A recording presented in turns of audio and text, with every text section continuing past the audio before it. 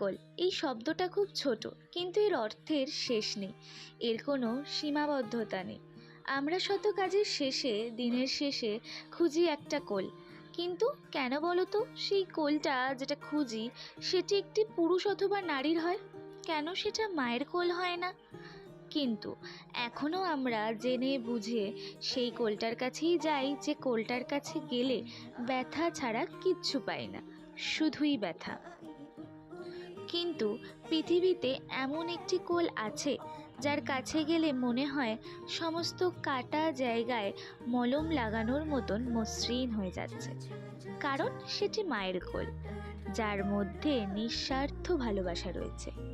মা, যাকে তুমি সমস্ত কথা বলার পরও এই ভয়টা থাকে না যে এইবার কি হবে, বরং তুমি এইটা জানো যে এইবার নিশ্চিত আমি একটা সমাধান পাবো।